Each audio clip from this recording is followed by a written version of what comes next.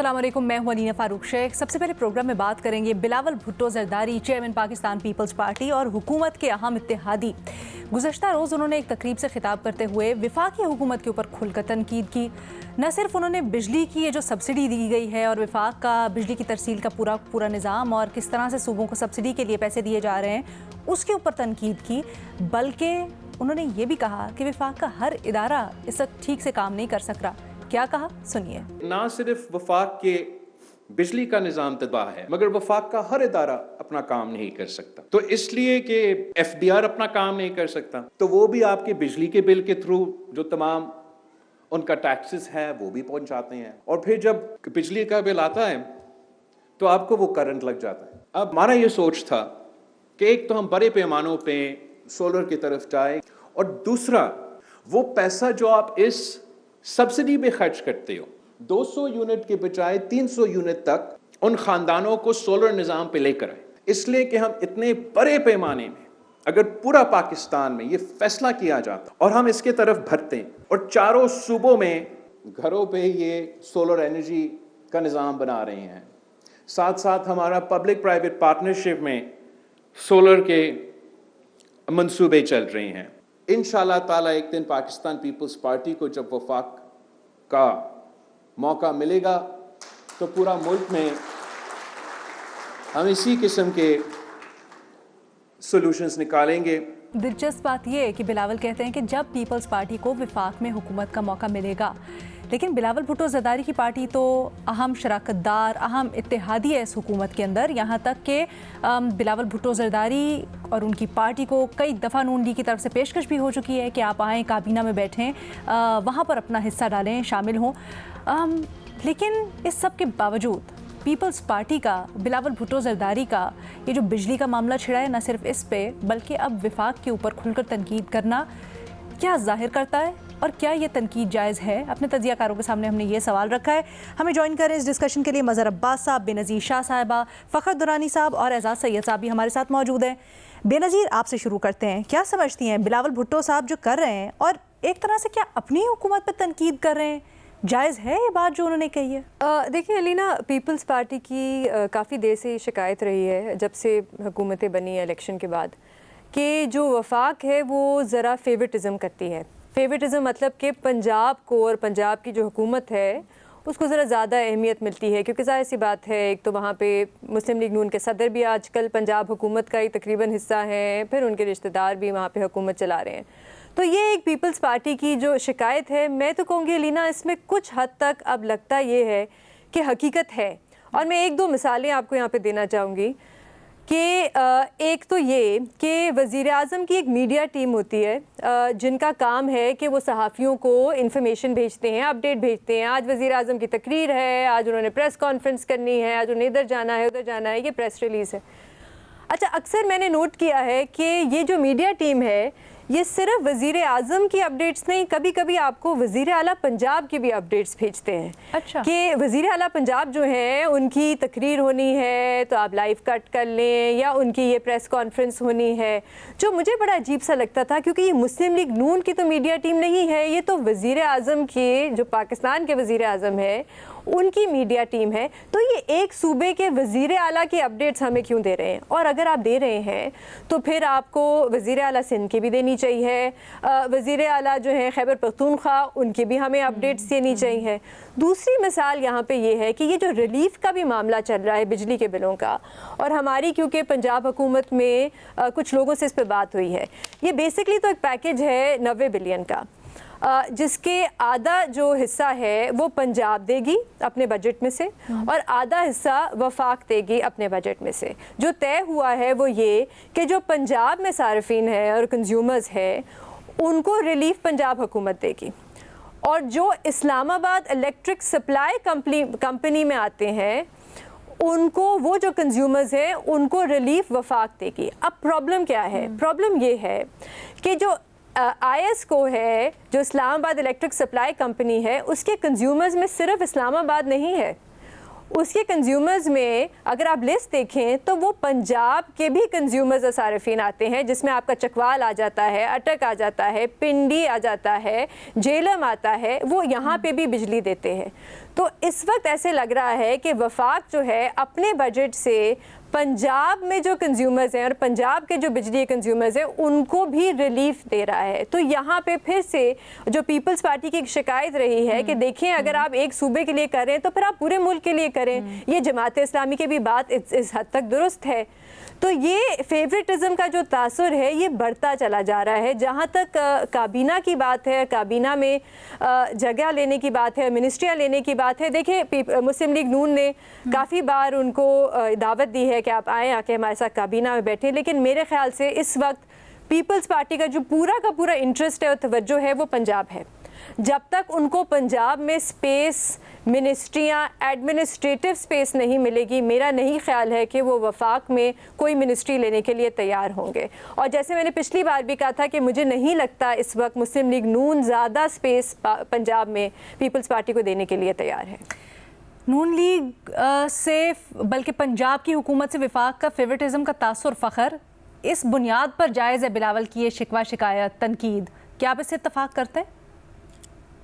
बिल्कुल, मेरा ख्याल है कि ये इस हवाले से क्योंकि ये सिर्फ पीपल्स पार्टी को नहीं, बाकी भी सियासी जमातों को, ख़ासतौर पे जमात इस्लामी तो यहाँ पे धरना लेके भी आई कि अवाम को रिलीफ दिया जाए, ख़ासतौर पे जो बिजली के बिलों के हवाले से। तो उस पर वफाक का शुरू से यही मौक़िफ़ था कि वो जो IPPs हैं उसके हवाले से कुछ कर नहीं सकते, बाकी जो है वो नेपरा के थ्रू शायद कोई टैरिफ के हवाले से कोई आज भी बल्कि ये खबर थी कि आने वाले चंद दिनों में कोई नेपरा इस हवाले से कुछ वो कर सकता है।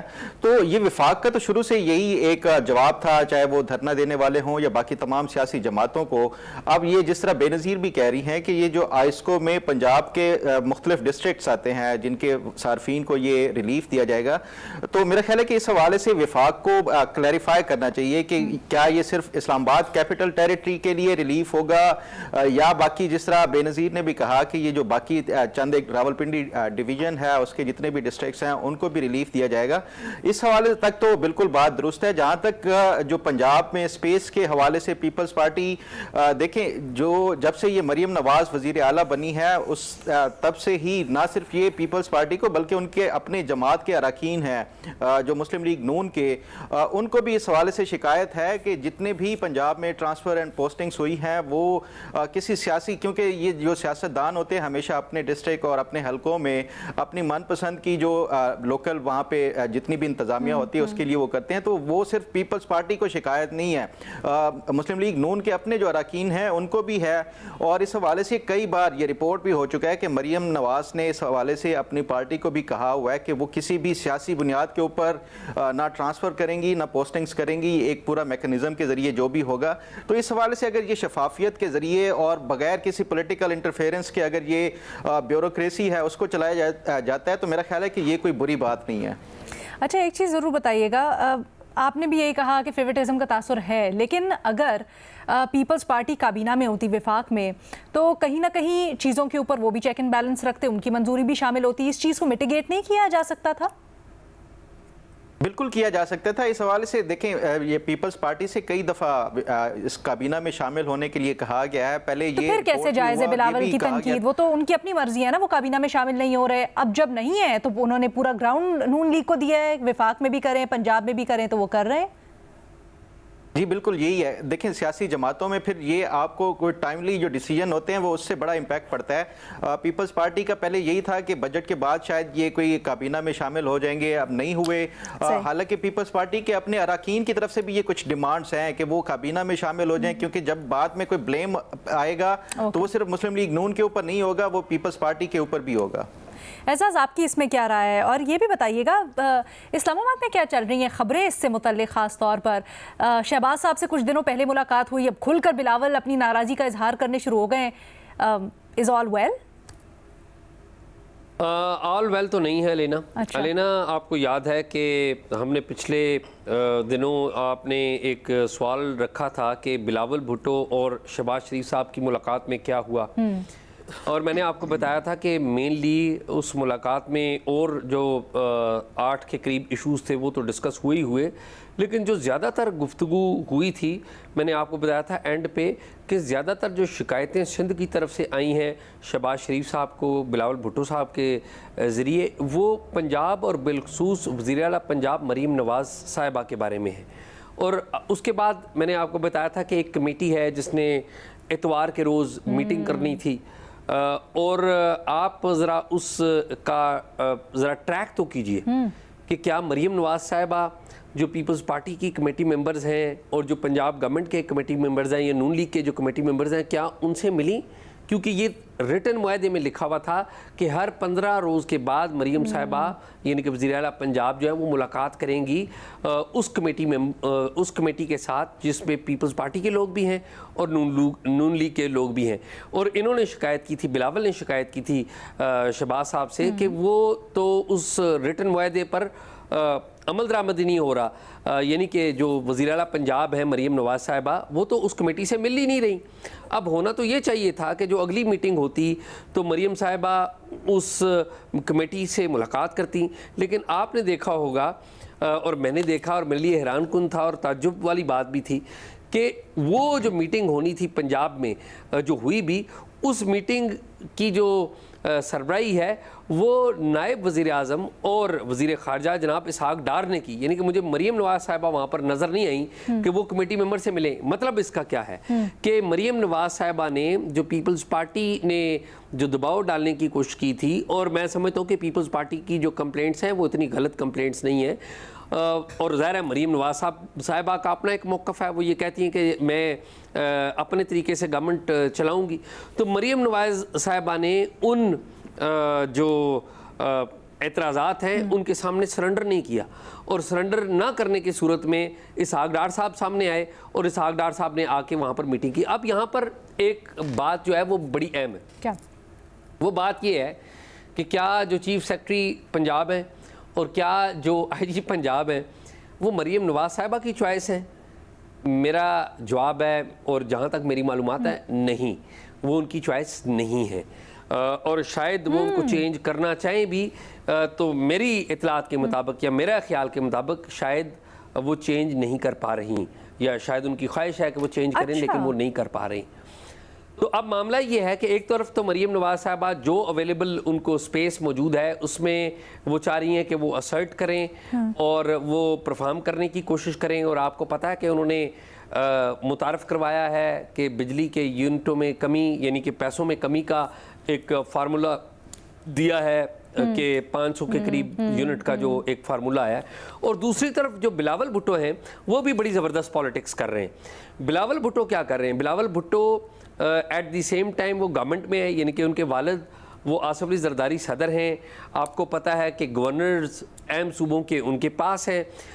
गवर्नमेंट में होते हुए भी बिलावल जो है वो अपोजिशन का किरदार अदा कर रहे हैं, क्योंकि इस वक्त जो हुकूमत है हुकूमत का हमेशा एक बैगेज रहता है, और सबसे आसान काम क्या होता है? हुकूमत पर तनकीद करना। यानी कि बिलावल या पीपल्स पार्टी गवर्नमेंट के मज़े भी ले रही है, काम इनके मरकज़ी वजारतों में भी हो रहे हैं, जो काम यहाँ पर वज़रा को नून लीग के वज़रा को कहा जाता है वो हो रहा है, लेकिन बिलावल अपनी शॉट्स भी खूब लगा रहे हैं और एक इमेज दे रहे हैं कि वो एक जेन्युइन जो पॉलिटिक्स है वो कर रहे हैं। और वैसे बाय द वे बिलावल ने जो बात की सोलर पैनल्स की, भारत में सोलर पार्क्स लगाए गए हैं बड़े पैमाने पर, बिलावल बेसिकली वही बात करना चाह रहे हैं। मेरे ख्याल में बिलावल की बात गलत नहीं, बिलावल ठीक बात कर रहे हैं। अच्छा, एक चीज़ आपने कहा जो वज़ीर आला पंजाब को अवेलेबल स्पेस है, क्या पंजाब हुकूमत पूरी तरह उनके कंट्रोल में नहीं? कौन हुज़ कॉलिंग द शॉट्स? अगर वज़ीर आला पंजाब नहीं तो किसका कंट्रोल है फिर, किसकी स्पेस है फिर? देखिए, मेरा ये ख्याल है कि पंजाब में जो वज़ीर आला पंजाब है मरीम नवाज़ साहिबा, वो बज़ाहिर तो एक आयरन लेडी के तौर पे अपने आप अपना पोस्चर दे रही हैं, लेकिन बहुत सारी स्पेस जो है वो उनके पास शायद नहीं है। बाज़ जो की एरियाज़ हैं उनमें मेरी इतलात के मुताबिक उनके पास वो स्पेस नहीं है जो कि होनी चाहिए। किसी ज़माने में हम इधर मरकज़ के वज़ीर-ए-आज़म की बारे में बात किया करते थे कि प्राइम मिनिस्टर के पास कितनी पावर है, वो किन किन एरियाज़ में असर्ट कर सकता है, किन किन में नहीं कर सकता। अब ये मामला जो है ये वज़ीर आला के पास भी चला गया हुआ है। अच्छा, यानी आप कहना चाह रहे हैं जिस तनाजुर में पहले वफाक के लिए वज़ीर आज़म के लिए बात होती थी, उसी तनाजुर में अब सूबे भी कंट्रोल हो रहे हैं? जी, मेरे कहने का मतलब यही है। अच्छा, और इसमें मेरे ख्याल में बहुत ज़्यादा जो असर्ट करने की सियासी जमातों को अपने आप को मुनज़्ज़म करने की ज़रूरत है। और इन तमाम चीज़ों के लिए आपकी एक मॉरल स्टैंडिंग भी होती है। मॉरल स्टैंडिंग आपकी पता है कब आती है? सियासतदानों की मॉरल स्टैंडिंग आती है आपके साफ और शफाफ इंतखाबात के बाद एक लेजिटिमेट जो मैंडेट है उसके जरिए। जब आप बात बिल्कुल दुरुस्त कह रहे हैं, लेकिन बड़ी इंटरेस्टिंग ये बात जो आपने कही है, इन्फॉर्मेशन भी दी है, थोड़ी सी कुछ और भी पॉलिटिकल डेवलपमेंट से जिसको साथ जोड़कर मैं फिर आगे जाकर आपसे सवाल करती हूँ और बाकी पैनलिस्ट की भी बल्कि राय लेते हैं। लेकिन अभी बुनियादी सवाल के ऊपर महज साहब से पहले राय ले लेते हैं। महज साहब, ये जो सारी की सारी बात है और बिलावल साहब तनकीद कर रहे हैं, एजाज ने उसका एक पहलू हमें और बताया कि शायद सब ठीक नहीं है। आपको सियासी तौर पर ये कैसा लग रहा है? क्या आपको लगता है बिलावल साहब सही कह रहे हैं, he can get away with it?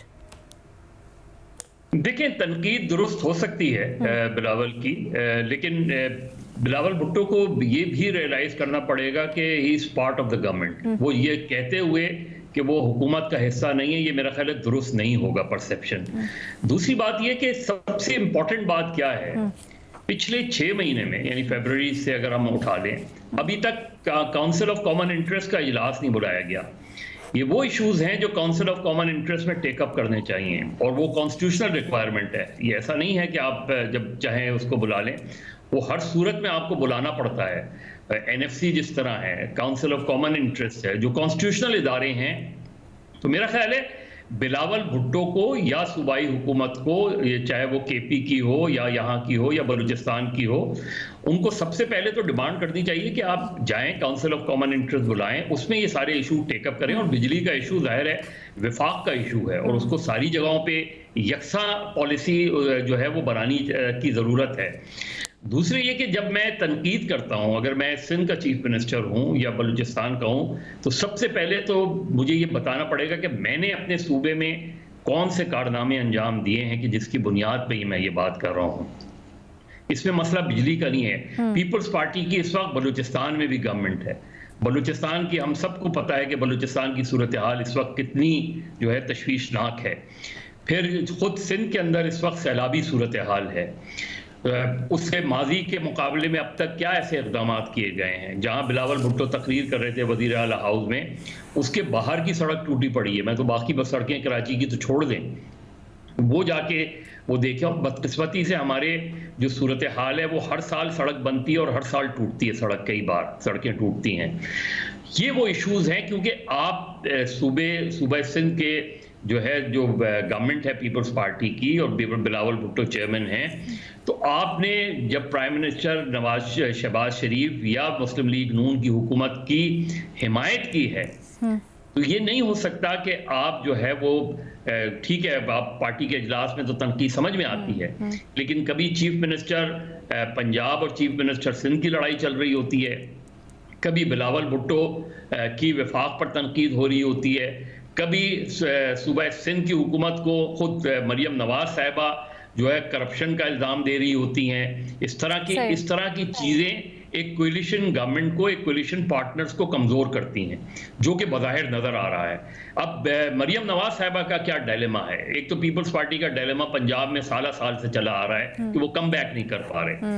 Maryam Nawaz साहिबा का और मुस्लिम लीग नून का डायलेमा ये है कि पंजाब में इस वक्त उनको कम बैक करना है। ये पीपल्स पार्टी का प्रॉब्लम नहीं है। पीपल्स पार्टी सिंध में कंफर्टेबल पोजीशन पे है, लेकिन जो मरियम नवाज साहिबा या मुस्लिम लीग नून है वो कम बैक नहीं कर पा रही। जिस तरह अभी एजाज कह रहे थे कि प्रॉब्लम वहां ये है कि प्रॉब्लम आपका जो लीगल मैंडेट है वो क्वेश्चन मार्क है कि क्या 8 फरवरी के इलेक्शन में आप ही मुंतखब होकर आए थे या ये मैंडेट किसी और को दिया गया, ये क्वेश्चन मार्क है। तो इन इश्यूज के हवाले से जब आप एक ऐसी पोजीशन में होते हैं तो फिर आप एज ए पार्टनर डील करते हैं, एज ए राइवल डील नहीं करते, एज एन एनिमी। जब आप तनकीद करते हैं तो दरअसल आप ऑपोजिशन के नैरेटिव को मजबूत कर रहे होते हैं। तो बिलावल भुट्टो की तनकीद बिल्कुल जायज हो सकती है, लेकिन वो ऑपोजिशन के नैरेटिव को मजबूत कर रहे हैं जब ये तनकीद कर रहे हैं। अच्छा, लेकिन एज अ सियासी चाल भी तो देखना होगा ना, क्योंकि पीपल्स पार्टी बहरहाल एक अलग जमात है। बेनज़ीर भी कुछ ऐड करना चाहती हैं? बेनज़ीर,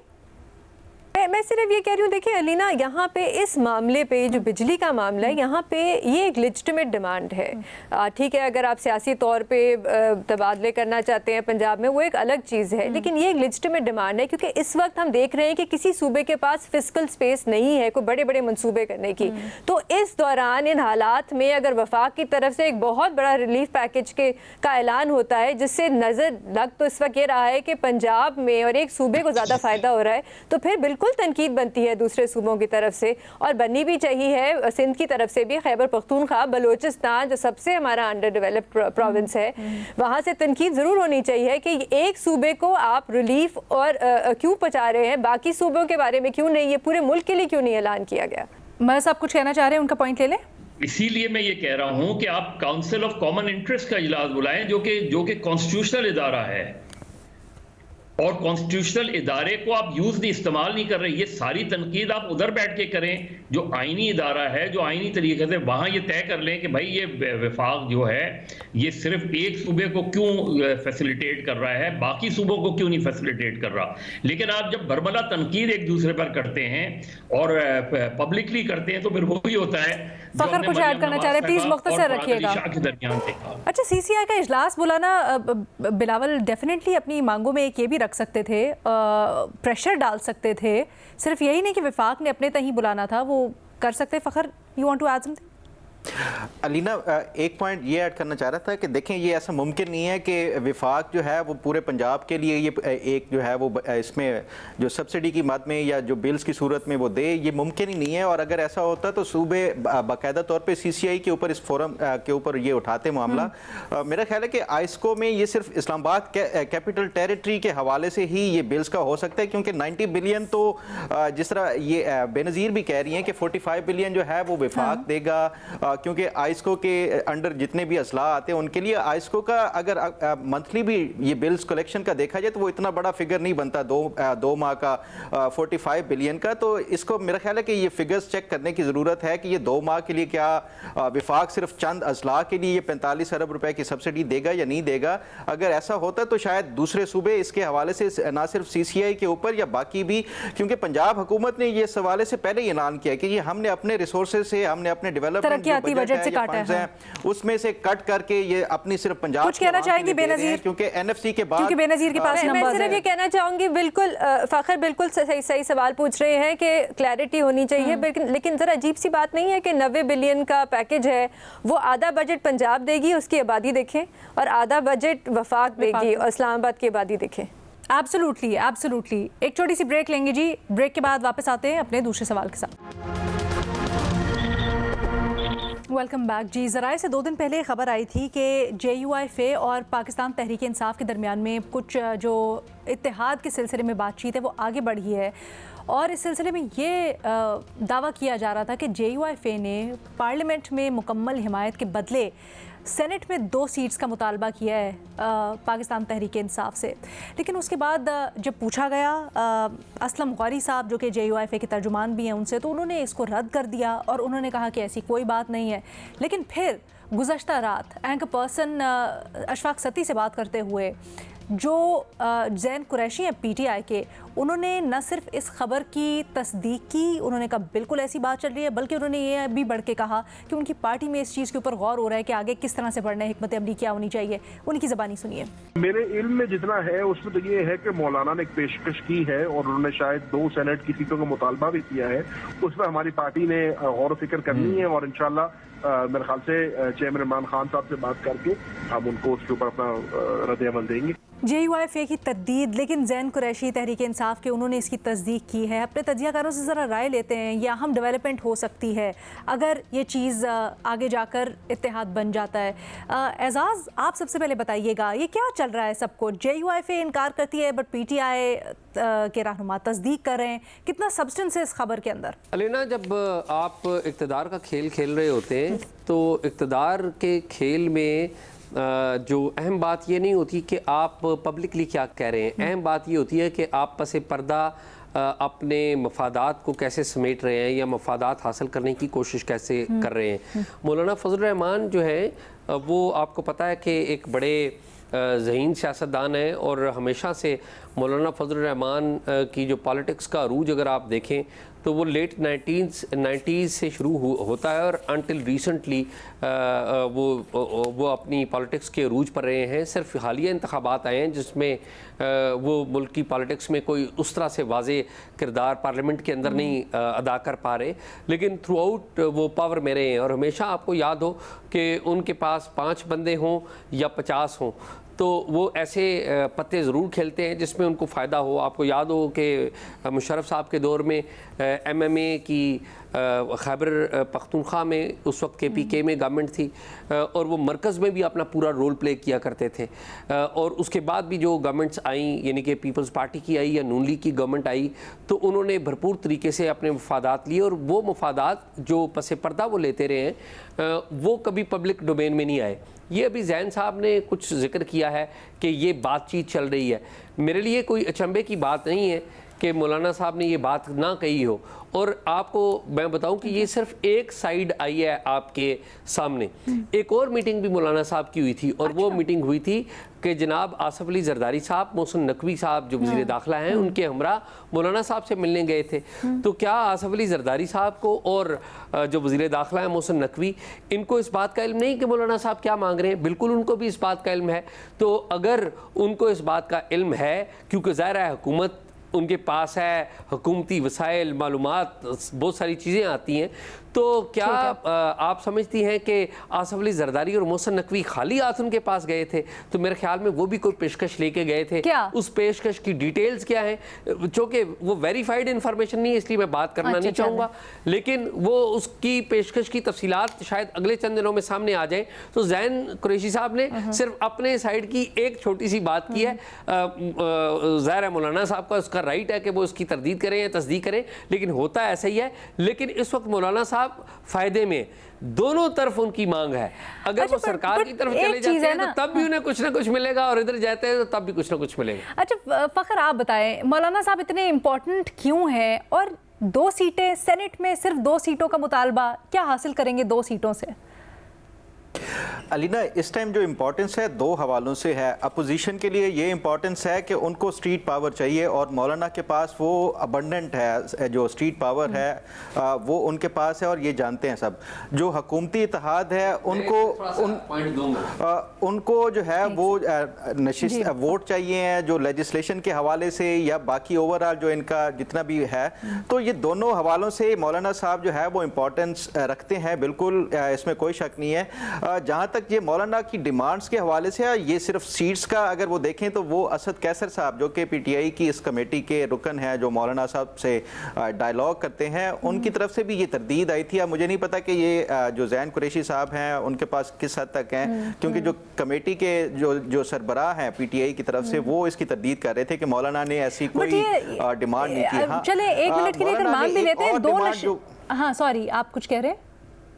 मौलाना ने एक और जो सबसे मैं समझता हूँ इंपॉर्टेंट डिमांड रखी थी PTI से, जिससे PTI पीछे हट गई, वो ये डिमांड थी कि आप खैबर पख्तूनख्वा में एक जुडिशल कमीशन बना दें जो कि खैबर, क्योंकि मौलाना की जो ग्रीवेंसेज हैं वो पंजाब में नहीं है, वो दूसरे सूबों में नहीं है, वो खैबर पख्तूनख्वा में जो है वो धांधली के हवाले से हैं। उन्होंने डिमांड रखी अली अमीन गंडापुर साहब एक जुडिशल कमीशन के लिए पेशावर हाई कोर्ट को खत लिखें और एक जुडिशल कमीशन कायम करें, इससे बाकी सूबे भी धांधली की तहकीकात में उनको इनकरेज होंगे। उससे PTI पीछे हट गई थी। अब मुझे ये लगता है या तो ये काउंटर करने के लिए, मेरा ख्याल है एजाज के पास कुछ इन्फॉर्मेशन है। नहीं, मेरे पास इन्फॉर्मेशन नहीं, सिर्फ मैं प्यारे भाई फखर से थोड़ा सा इख्तिलाफ करूंगा। किस चीज़? फखर भाई ने कहा कि अबेंडन है मौलाना साहब के पास स्ट्रीट पावर। मैं बड़े अदब से कहूँगा इस वक्त जो स्ट्रीट पावर है, किसी को अच्छा लगे या बुरा लगे, वो एक ही जमात के पास है और वो जमात तहरीक इंसाफ है। स्ट्रीट पावर अच्छा। और किसी के पास मेरे नहीं ख्याल के और किसी के पास है, और मैं बड़ी ये जिम्मेदारी से कह रहा हूँ। इसलिए ये मैं कह रहा हूँ कि मैं KP के मुझे जाने का इत्तेफाक हुआ है, मुझे पंजाब जाने का इत्तेफाक हुआ है, मैं सिंध में रिसेंटली मैंने विजिट किया है। मैं बड़े अदब से कहूँगा, किसी को अच्छा लगे बुरा लगे, लेकिन मैं मैटर ऑफ फैक्ट बात करूँगा कि इस वक्त जो स्ट्रीट जो पावर है वो शायद ये आपकी बहुत दिलचस्प ऑब्जर्वेशन है, इसके ऊपर मैं बात जरूर करना चाहूंगी। एक छोटी सी ब्रेक लेते हैं। PTI की पार्लियामेंट में मुकम्मल हिमायत की कीमत 2 कुर्सी सेनेट की।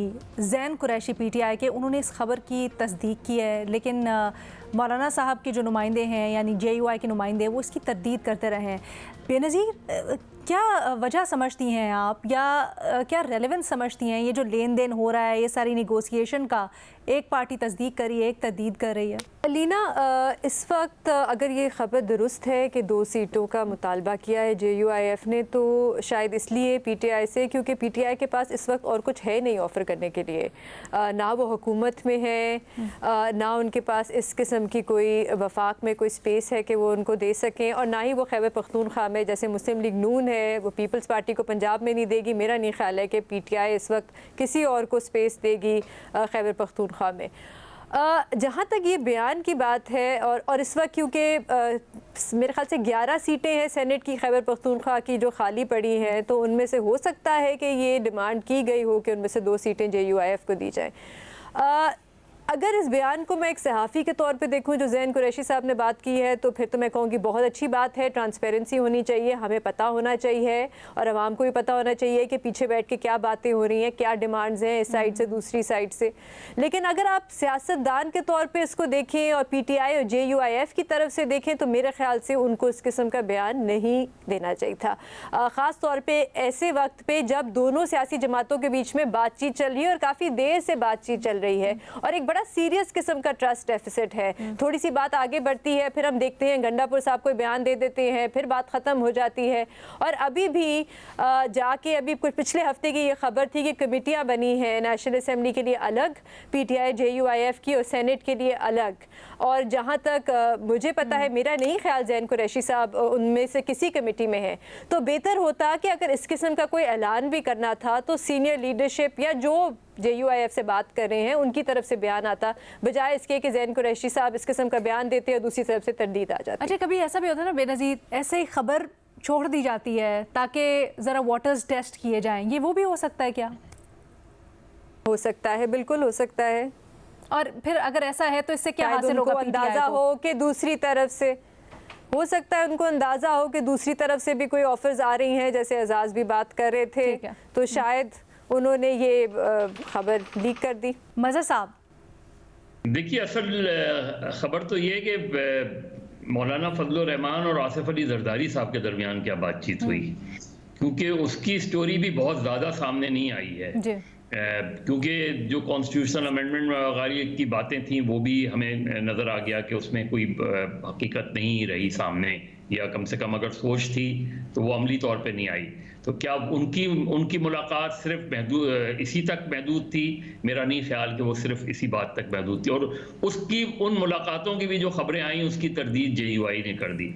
देखिए, JUI और PTI का बराह रास्त क्लैश बनता है, ये हो नहीं सकता, ये नेचुरल अलाई नहीं है, ये उस तरह के अलाई भी नहीं है कि जो, क्योंकि अगर आप चाहे अली अमीन गंडापुर की बराह रास्त उनका जो पर्सनल इंटरेस्ट है उसको देख लें, या PTI का ओवरऑल इंटरेस्ट KP में है उसको देख लें, JUI की ग्रीवेंसेस बनती ही PTI से हैं। और इसी वजह से जैसे फ़खर कह रहे थे कि उधर वो जुडिशल कमीशन की बात कर रहे हैं, लेकिन ये सारी चीज़ें बातचीत में चलती हैं। आप की ग्रीवेंसेस भी होती हैं, नाराज़गी भी होती है। ये भी हुआ मुज़ाकरात के दौरान, बीच में किसी जलसे में एक मरतबा फिर मिस्टर डीजल के नारे लग गए, उस पर एतराज़ हुआ, ये सारी चीज़ें। लेकिन जैन कुरैशी साहब का जो बयान है वो तो मुझे लगता है कि शायद उन मुज़ाकरात को सबोटाज करने के लिए है, क्योंकि इस तरह की चीज़ आने से जो बातचीत हो भी रही होती है वो ब्लॉक हो जाती है। और यही नज़र आता है कि या तो अब जैन कुरैशी का उनका बराह रास्त कोई JUI से क्लैश सच बनता भी नहीं है, तो उन्होंने ये बयान दिया क्यों? वो मुज़ाकरात का हिस्सा भी नहीं है, तो वो उन्होंने किन मालूमात पर ये बयान दिया? क्या उनसे ये कहलवाया गया कि आप इस तरह का फिलर छोड़ें, इस तरह की? तो ये सारी बातें जो हैं, क्योंकि JUI और PTI ये कभी भी कोई जॉइंट मूवमेंट नहीं चलाएंगे, ये पोजीशन में है ही नहीं। स्ट्रीट पावर एक रिलेटिव टर्म है, स्ट्रीट पावर JUI के पास भी है, और JUI के पास जो स्ट्रीट पावर है वो बड़ी मुख्तलिफ किस्म की स्ट्रीट पावर है। एजाज, मेरा अपना भी तज्जिया यही था, बट एजाज इससे अग्री नहीं करते। मैं चाहूंगी फ़खर ज़रा इसका जवाब दें, क्योंकि इनिशियली उनका पॉइंट था जिसके ऊपर एजाज ने ऑब्जेक्ट किया था। फ़खर? लीना, मैं यही कहना चाह रहा था कि PTI का इसमें कोई शक नहीं, जो स्ट्रीट पावर की एजाज बात कर रहे हैं, देखें ऑन पेपर PTI जो है वो सबसे बड़ी स्ट्रीट पावर वाली पार्टी है, लेकिन अगर आप पिछले चंद माह की देखें, इमरान खान ने मुख्तलिफ दफ़ा जो है वो कॉल्स दी, जलसे की, वो किसी बहाने से ही, चाहे वो खैबर पख्तूनख्वा में तो हुआ जलसा, वो भी कोई इतना बड़ा मिसाली जलसा नहीं था जिस तरह इमरान खान के उसमें होता है। तो मेरा ख्याल है कि वो स्ट्रीट पावर ऑन पेपर और सोशल मीडिया के ऊपर तो बहुत बड़ी एक स्ट्रीट पावर है, लेकिन जो जिस तरह मदर साहब कह रहे हैं, जो मौलाना की स्ट्रीट पावर है वो एक डिफरेंट है। वो सुप्रीम कोर्ट के सामने भी धरना देने से नहीं डरते, वो किसी जगह भी आप उनको कॉल दें वो उस पर वो नहीं डरते। सही है एजाज, बेसिकली फ़खर ये कह रहे हैं कि मौलाना के पास एक मुनज़्ज़म किस्म की सपोर्ट है जो वो लेके आ सकते हैं, और उसी को स्ट्रीट पावर है, और ख़ासकर 9 में PTI, उसके बाद कैसे ज़्यादा स्ट्रीट पावर बनती है इनकी?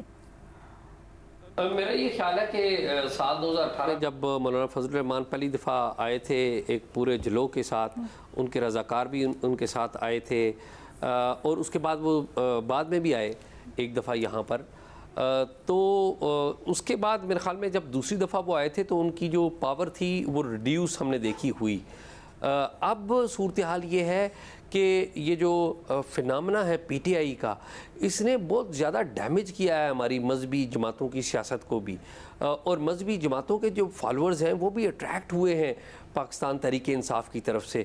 PTI ने खैबर पख्तूनख्वा में जो परफॉर्म किया है, मौलाना फजल रहमान तो ये कहते हैं कि वहाँ पर धांधली हुई है और कुछ उनकी बातें इतनी गलत भी नहीं है, लेकिन एट दी सेम टाइम जब हम खैबर पख्तूनख्वा में लोगों से बातचीत करते हैं, वहाँ पर पुलिस से बात करते हैं, इंतज़ामिया से बात करते हैं, तो वो एक बिल्कुल डिफरेंट सूरत हाल बताते हैं, और वो बताते हैं कि इस वक्त जो सूरत हाल है मौलाना फजल रहमान की या उनकी फॉलोइंग की, वो इतनी कोई सेहत अफजा नहीं है या इतनी खुश आइंद नहीं है जो उनके हक़ में हो। तो मेरे ख्याल में मौलाना अगर आना भी चाहें तो मौलाना उस वक्त तक नहीं आ सकेंगे जब तक PTI उनको सपोर्ट ना करे।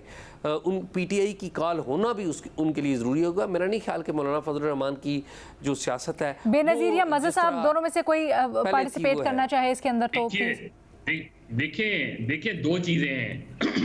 एक होती है कि आपके पास एजिटेशनल पावर कितनी है। जो हम जनरली स्ट्रीट पावर की बात करते हैं वो एजिटेशन के हवाले पर, जो PTI की कंट्री वाइड वोटिंग पावर है उसको कोई मैच नहीं कर रहा इस वक्त, बहुत दूर दूर तक मैच नहीं करता जो वोट पावर है। जो स्ट्रीट पावर है, जो एजिटेशनल पावर है, वो जमात इस्लामी के पास भी है, वो JUI के पास है, लेकिन इन दोनों जमातों के पास बहुत ही ऑर्गेनाइज किस्म की पावर है। यानी उन्हें वो बहुत ही डिसिप्लिन पावर है, उसको वो कहाँ यूज़ करें, किस वक्त यूज़ करें, किस वक्त ख़त्म कर दें। जो PTI की जो जिस तरह अगर हम देखें तो 2022 के बाद से अगर PTI के आप धरने देखें, आप लॉन्ग मार्च देखें, तो एक डिसऑर्गेनाइज तरीके से ऑर्गेनाइजेशन वो PTI की नज़र आती है। और KP में तो बराह रास्त क्लैश है। KP में क्यों PTI चाहेगी कि JUI को स्पेस दे, और JUI की सारी स्ट्रगल ये है कि KP में स्पेस हासिल की जाए, तो वो तो बराह रास्त क्लैश है। इसीलिए इनका दरमियान इत्तेहाद बन नहीं रहा और शायद नहीं भी बने। एजाज ऐड करना चाह रहे हैं? जो मज़हर साहब ने ये बात कही कि JUIF और जमात इस्लामी के पास एजिटेशनल स्ट्रेंथ है, मेरे ख्याल में थोड़ा सा क्राउड इकट्ठा करने की सलाहियत तो है इनमें, लेकिन ये दोनों जमातें बुरी तरह फेल हो गई हैं। JUIF का अगर एजिटेशनल स्ट्रेंथ होती तो 8 फरवरी के इलेक्शन के बाद JUIF अपनी स्ट्रेंथ को लेके आ जाती इस्लामाबाद में। जमात इस्लामी तो आई और रावलपिंडी में बैठी। आप देखिए ज़रा जाके रावलपिंडी में जमात इस्लामी के एहतजाज में कितने लोग थे, ना होने के बराबर थे अनफॉर्चुनेटली। आल्दो कि उनका जो इशू था वो बिल्कुल ठीक था, लेकिन सॉरी टू से मैं बड़े अदब से कहूँगा दोनों जमातें बुरी तरह फेल हो गई हैं। और जो पाकिस्तान में मजहबी सियासत का नैरेटिव है ना, वो भी वो जो PTI का है ना, मदीना की रियासत, वो उसमें कहीं जाके गुम हो गया है। और यही सबसे बड़ा अलमिया है कि ये जो PTI की जो सियासत आई ना, इन जमातों के लिए बड़ा अलमिया है कि ये जमातें चूँकि अपने आप को परफॉर्म ही नहीं कर पाई, बार बार जमात इस्लामी को बार बार लोग रिजेक्ट करते रहे। ठीक है जी, विद दैट आज के प्रोग्राम से हमारा वक्त खत्म हो गया है, तो इतना ही। आप हमें अपनी राय से आगाह कीजिएगा। इजाज़त दें, अल्लाह हाफ़िज़।